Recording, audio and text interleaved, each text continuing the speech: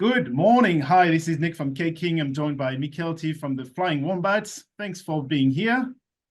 No dramas. Happy to be here. That's wonderful. Today, we're introducing a new series where we're going to talk to all the YouTuber and influencers, reviewers of our product.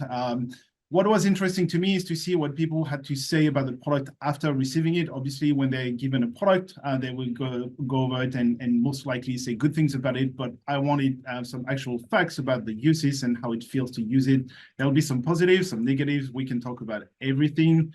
Just behind me, we can see two Apollos. There's an empty one, there's a full one. That is a bit of a stunt beer, so obviously it doesn't look fantastic, but what we wanted to show is the conical shape is really nice because you can see the settle, everything settling at the bottom.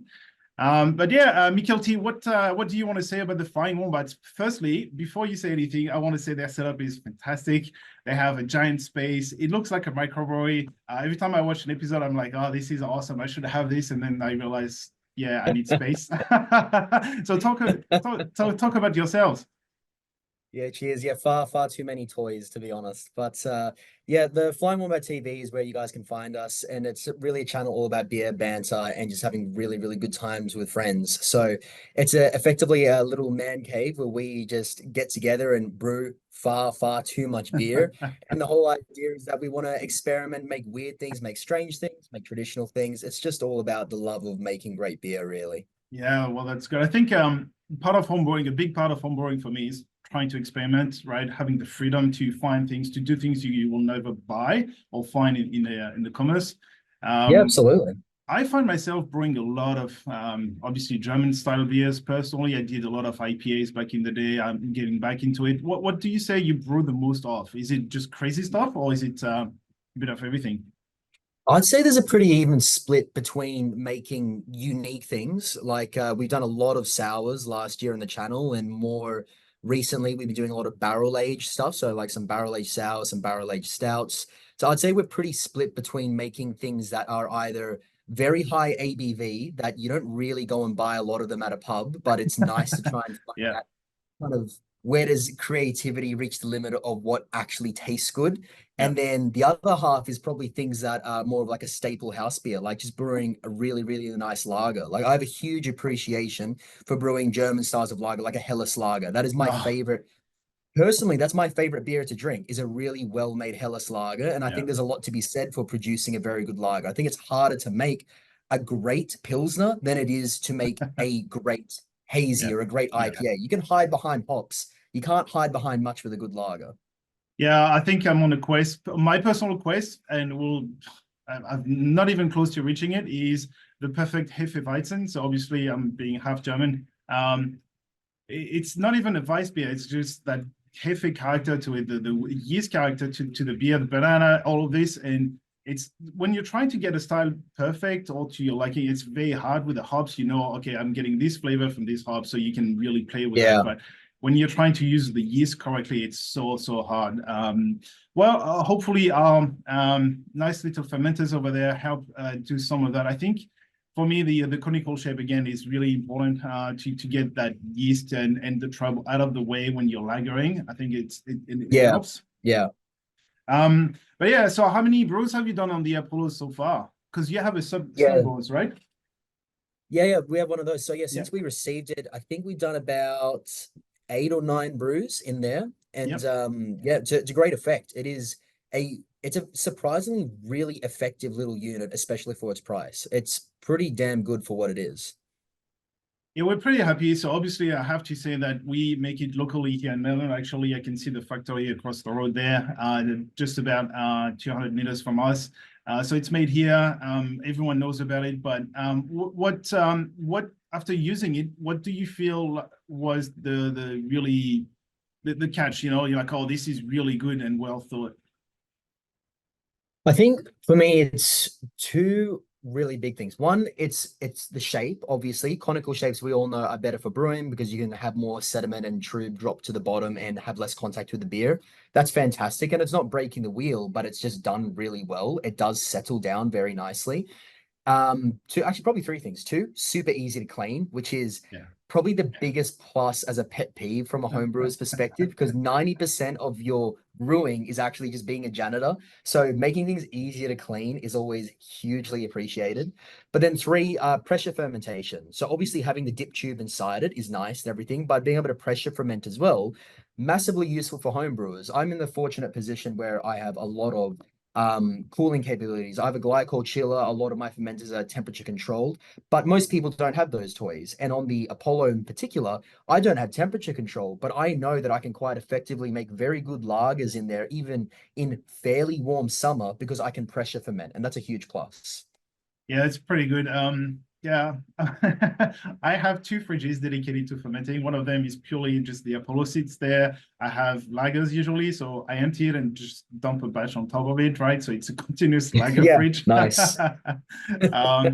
Yeah, I think for me, every time I have to move the fridge or the Apollo and the fermenters, anything around is the handles. I really, because usually you look at the units and you're like, okay, well, I can find conical shape items out there. I can find pressure fermenters. I can find this and that. But when you're carrying the fermenter around and the handles, they're just there, they're solid, they're comfortable.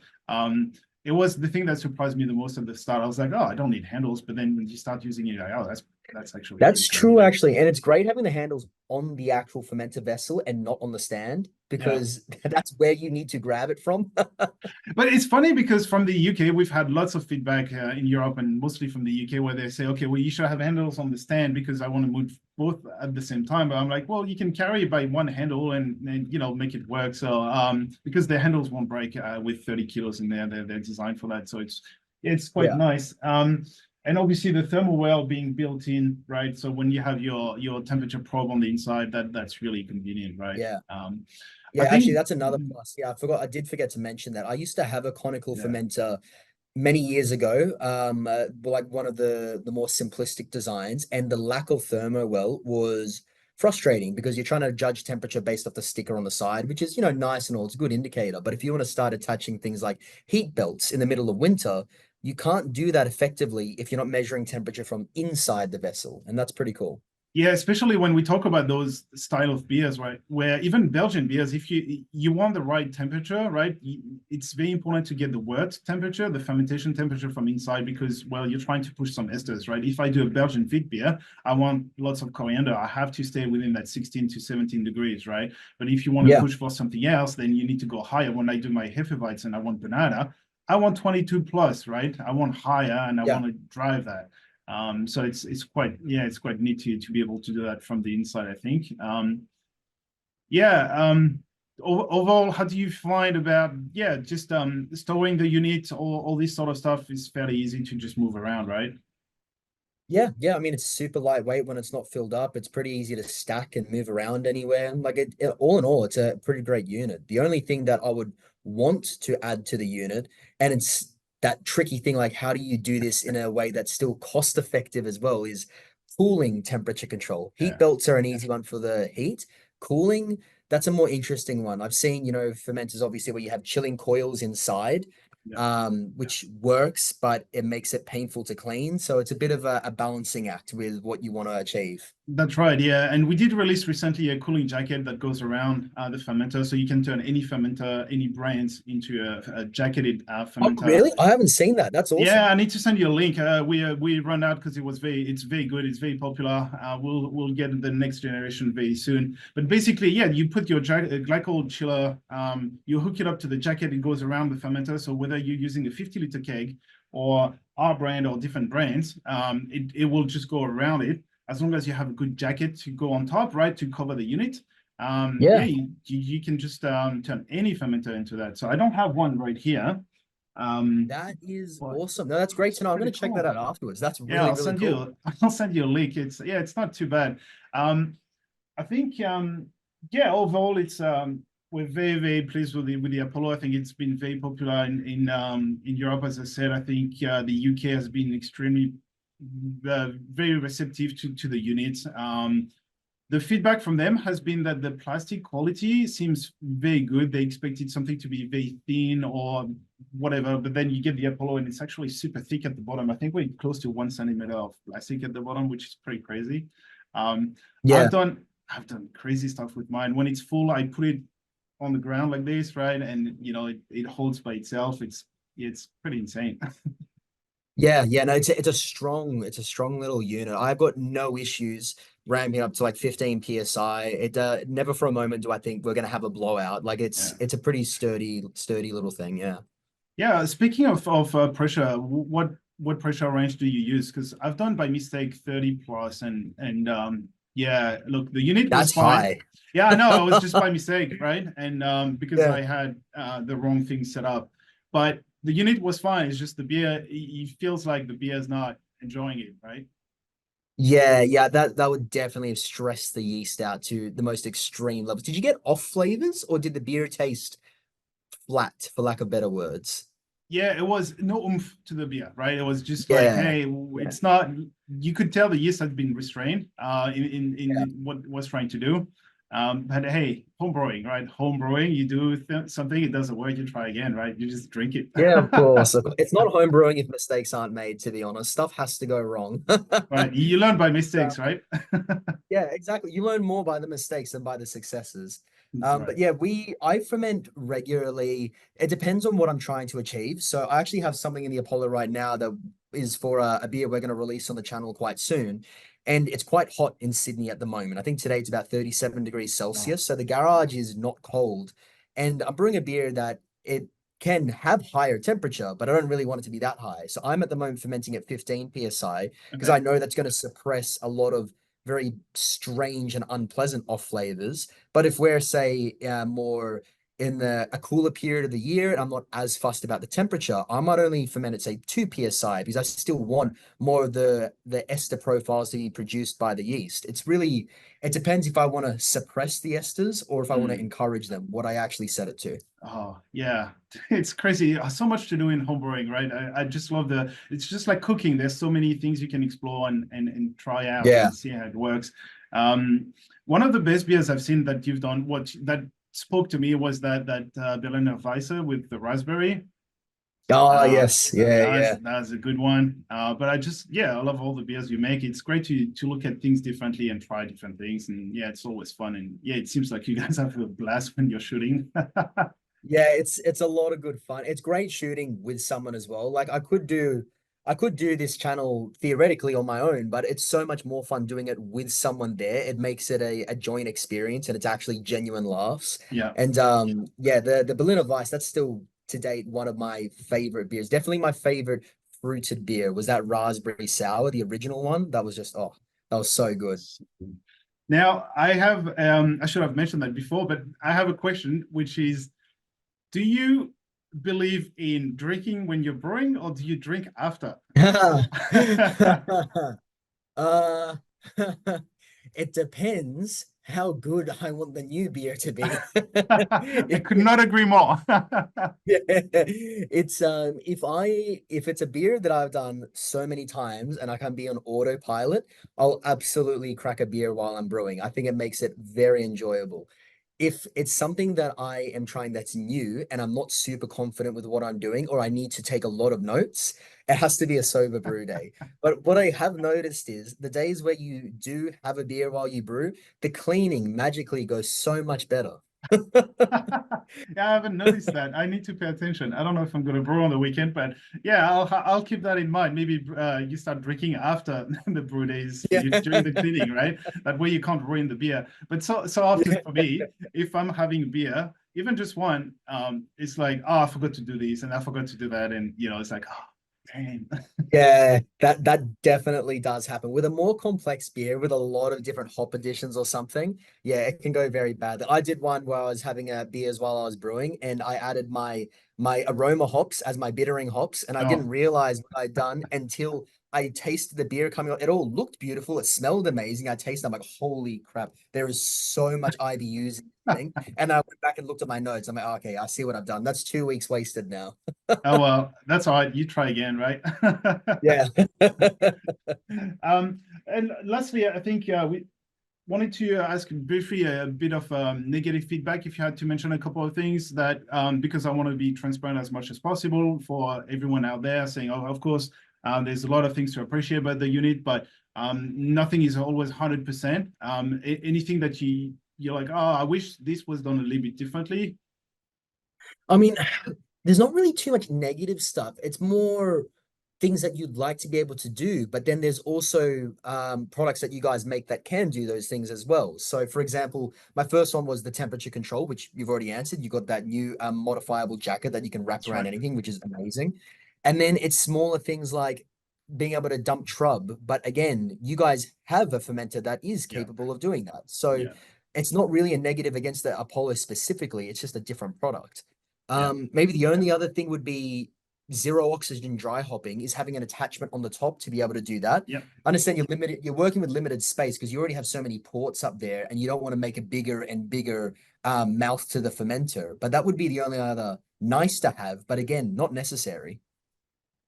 Well, I've been trying. That's a very good point. I think it's very important to discuss that actually, because obviously out there people want to go zero oxygen dry hopping.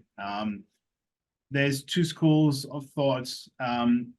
One that says if you're dry hopping, there's already under pressure. Well, it's CO2 flying around and there's no dissolved Yeah, the oxygen. blanket. Yeah.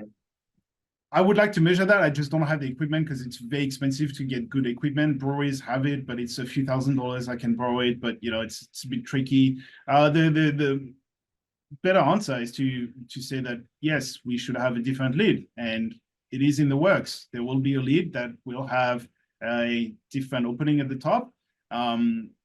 We need to work on that because the market wants it. You would want to use it. Everyone would want to use it if that's something that's appealing to them. So yes, we're definitely working on that lid. I don't know exactly when it's going to be released, but at Keg King, we want to release things when we're 100% comfortable with them. So if it takes 2 years to develop something, then so be it, right? I understand that others have been using different products for that reason, and that's fine. I will accept that because if the product is not up to our liking or up to our standard, then it's not going to be released. If that means, well, we don't get the sales, we'll get it later because when we release the lid, it's going to be a cracking lid, I tell you, because I'm using it right now. And it is, it Oh, you got the answers, prototype. yeah, I'm using the final prototype right now at home. Nice. It's really good. So that's a bit of a teaser for for this video. But I think the general negative feedback has been that obviously, well, it's a fermenter designed at a price point. So obviously everything is plastic, including the lid.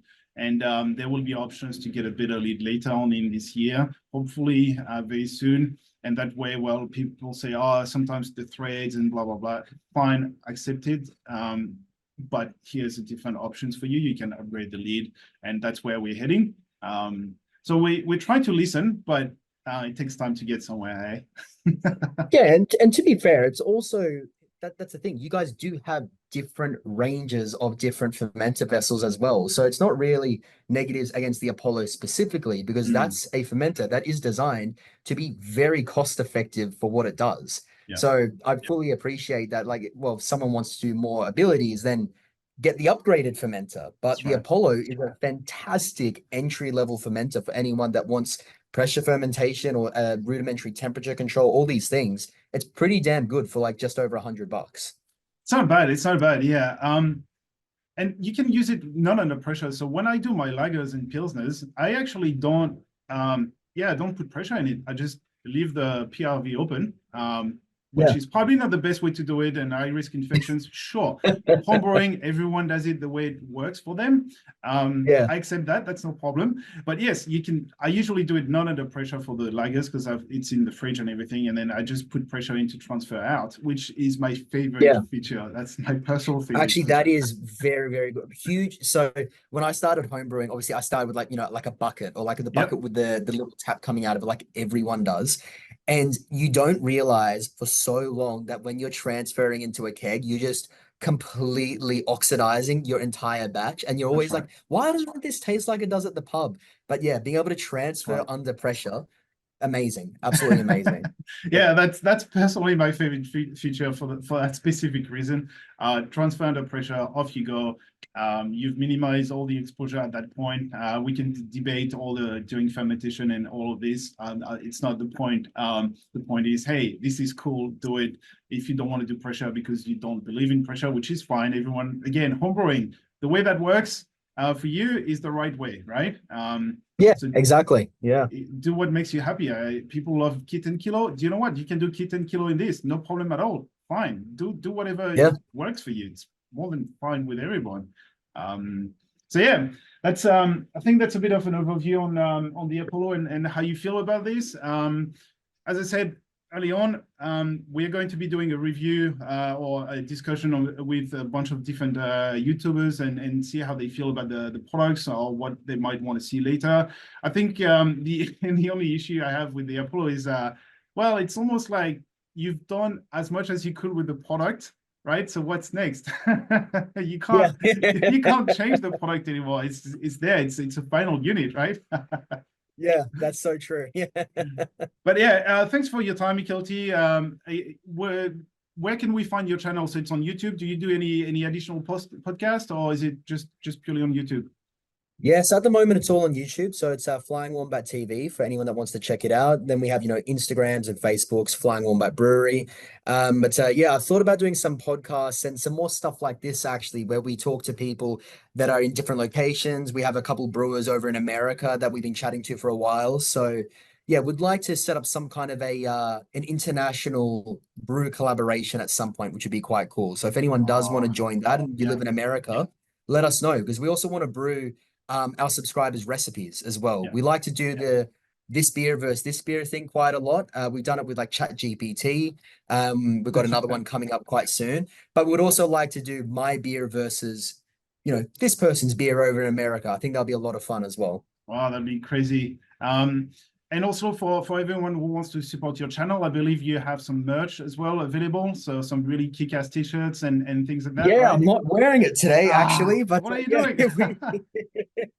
Yeah, we do. So you can check that out at theflyingwombat.com.au. That's our website with all of our recipes, brewing calculators, all that stuff is there. Yeah, wonderful, wonderful. Well, again, thank you for your time. I know it's during the workday, but I appreciate it. And yeah, we'll chat again very soon. No worries. Speak to you soon, mate.